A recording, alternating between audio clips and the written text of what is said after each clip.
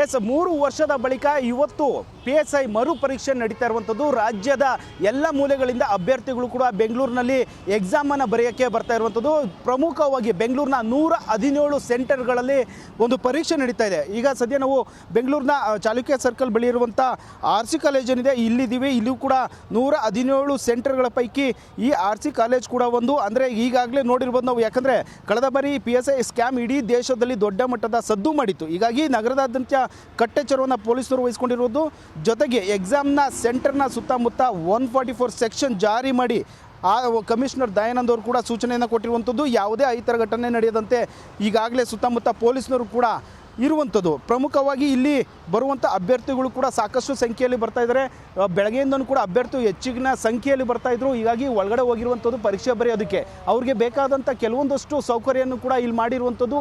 ಎಲ್ಲರೂ ಇಲ್ಲಿ ಬಂದಂಥ ಅಭ್ಯರ್ಥಿಗಳು ಬೆಳಗ್ಗೆ 10 ಗಂಟೆ ಒಳಗಾಗಿ ಬಂದಿದ್ದರು, ಸದ್ಯ 10:30 ಹೀಗಾಗಿ ಒಳಗಡೆ ಹೋಗಿರುವಂಥ ಅಭ್ಯರ್ಥಿಗಳು ತಮ್ಮ ತಮ್ಮ ಸೆಂಟರ್ಗಳಲ್ಲಿ ಎಲ್ಲೆಲ್ಲಿ ಪರೀಕ್ಷೆಯನ್ನು ಬರಬೇಕು ಅನ್ನೋದನ್ನ ಬೋರ್ಡ್ ಮೂಲಕ ತಿಳ್ಕೊಂಡು ಒಳಗಡೆ ಹೋಗ್ತಾ ಇದ್ರೆ, ಅಲ್ಲೂ ಕೂಡ ಎಲೆಕ್ಟ್ರಾನಿಕ್ ಡಿವೈಸ್ಗಳು ಡಿಟೆಕ್ಟರ್ಗಳ ಮೂಲಕ ಸ್ಕ್ಯಾನಿಂಗ್ ಮಾಡಿ ಒಳಗಡೆ ಬಿಡ್ತಾ ಇರುವಂಥದ್ದು। ಜೊತೆಗೆ ಪೊಲೀಸ್ನವರು ಹೆಚ್ಚಿನ ಸಂಖ್ಯೆಯಲ್ಲಿ ಇರೋದ್ರಿಂದ ಯಾರಾದರೂ ಅನುಮಾನಾಸ್ಪದವಾಗಿ ಯಾರೇ ಕಂಡ್ರೂ ಕೂಡ ಅವರನ್ನು ವಶಕ್ಕೆ ಪಡೆಯೋಕ್ಕೂ ಕೂಡ ಪೊಲೀಸ್ನವರು ಸಿದ್ಧತೆಯನ್ನು ಮಾಡ್ಕೊಂಡಿರುವಂಥದ್ದು। ಯಾಕಂದರೆ ಈಗಾಗಲೇ ನೋಡಿದ್ವಿ, ಈಗ 2018ನೇ ಬ್ಯಾಚ್ನ ರಾಜ್ಯ ಗುಪ್ತಚರ ವಾರ್ತೆಯಲ್ಲಿ ಇಲಾಖೆಯಲ್ಲಿ ಇದ್ದಂಥ ಲಿಂಗ ಏನಿದ್ದ ಆತನ ಮೂಲಕ ಅಕ್ರಮ ಯತ್ನ ಕೂಡ ಕೇಳಿಬಂದಿತ್ತು। ಹೀಗಾಗಿ ಆತನನ್ನು ಕೂಡ ವಶಕ್ಕೆ ಪಡೆದಿದ್ರು। ಎಕ್ಸಾಮ್ನ ಪೋಸ್ಟ್ಪೋನ್ ಮಾಡಿ ಇವತ್ತು ಎಕ್ಸಾಮ್ನ ಪರೀಕ್ಷೆಯನ್ನು ಮಾಡ್ತಾ ಇರುವಂಥದ್ದು। ಈ ಬಾರಿ ಕೆಲವೊಂದಷ್ಟು ಸ್ಟ್ರಿಕ್ಟ್ ರೂಲ್ಸನ್ನು ಕರ್ನಾಟಕ ಪರೀಕ್ಷಾ ಪ್ರಾಧಿಕಾರ ಮಾಡಿರುವಂಥದ್ದು। ಅಂದರೆ ರಾಜ್ಯದ ಎಲ್ಲ ಅಭ್ಯರ್ಥಿಗಳಿಗೂ ಕೂಡ ಬೆಂಗಳೂರಿನಲ್ಲಿ ಎಕ್ಸಾಮ್ ಬರೆಯೋದಕ್ಕೆ ಎಲ್ಲ ರೀತಿಯಾದಂಥ ಸಿದ್ಧತೆಯನ್ನು ಮಾಡಿಕೊಟ್ಟಿದ್ರು। ಹೀಗಾಗಿ ಕಠಿಣ ಮಾರ್ಗಸೂಚಿಯನ್ನು ಕೂಡ ಕರ್ನಾಟಕ ಪರೀಕ್ಷಾ ಪ್ರಾಧಿಕಾರ ಮಾಡಿರುವಂಥದ್ದು। ಅಂದರೆ ಪುರುಷ ಅಭ್ಯರ್ಥಿಗಳಿಗೆ ಏನು ಮಾರ್ಗಸೂಚಿಯನ್ನು ಕೊಟ್ಟಿದ್ರು, ಫುಲ್ ಸ್ಲೀವ್ ಅಂಗಿಗಳನ್ನು ಧರಿಸದಂತೆ ಸೂಚನೆ ಕೊಡಲಾಗಿತ್ತು। ಅದೇ ರೀತಿಯಾಗಿ ಕುರ್ತಾ ಪೈಜಾಮು ಜೀನ್ಸ್ ಪ್ಯಾಂಟ್ಗಳಿಗೆ ಅನುಮತಿ ಇಲ್ಲ।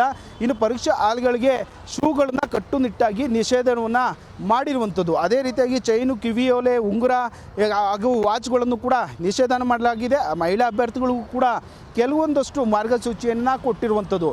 ಅಂದರೆ ಅವರು ಕೇವಲ ಮಂಗಳಸೂತ್ರ ಕಾಲುಂಗುರ ಬಳಸಲು ಮಾತ್ರ ಕೊಟ್ಟಿರುವಂಥದ್ದು।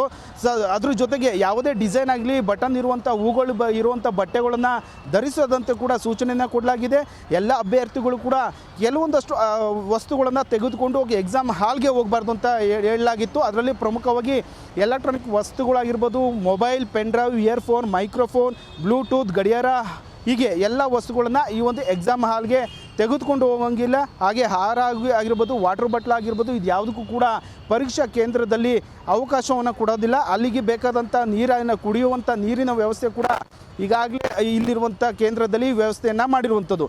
ಜೊತೆಗೆ ಕೆಲವೊಂದಷ್ಟು ಅಭ್ಯರ್ಥಿಗಳು ಏನಿರ್ತಾರೆ ಇಲ್ಲಿ ಕಡ್ಡಾಯವಾಗಿ ಮಾಸ್ಕನ್ನು ಯಾರು ಕೂಡ ಬಳಸದಂತೆ ಕೂಡ ಸೂಚನೆ ಕೊಡಲಾಗಿತ್ತು। ಹೀಗಾಗಿ ಅಭ್ಯರ್ಥಿಗಳು ಕೂಡ ಈಗಾಗಲೇ ಕೇಂದ್ರದ ಒಳಗಡೆ ಹೋಗಿ ಪರೀಕ್ಷಾ ಹಾಲ್ಗೆ ಹೋಗಿ ಎಕ್ಸಾಮನ್ನು ಬರೀತಾ ಇದ್ದಾರೆ। ಒಟ್ಟಿನಲ್ಲಿ ಈ ಕಳೆದ ಬಾರಿ ಆಗಿದ್ದ ಆಸ್ಪದ ಕೊಡಬಾರ್ದು ಅನ್ನೋ ರೀತಿಯಲ್ಲಿ ಕೂಡ ಪೊಲೀಸ್ನವರು 144 ಸೆಕ್ಷನ್ ಜಾರಿಯನ್ನು ಮಾಡಿರುವಂಥದ್ದು। ಹೀಗಾಗಿ ಎಲ್ಲ ಕಡೆ ಕೂಡ ಪೊಲೀಸ್ನವರು ಇದ್ದಾರೆ। ಒಟ್ಟಿನಲ್ಲಿ ಯಾವುದೇ ಅಹಿತರ ಘಟನೆ ನಡೆದಂತೆ ಗಲಾಟೆಗಳು ನಡೆಯದಂತೆ ಏನೇನೆಲ್ಲ ಕ್ರಮವನ್ನು ಮಾಡ್ಕೋಬೇಕು ಪೊಲೀಸ್ ಇಲಾಖೆ ಅದನ್ನೆಲ್ಲ ಕಟ್ಟುನಿಟ್ಟಾಗಿ ಮಾಡಿರುವಂಥದ್ದು।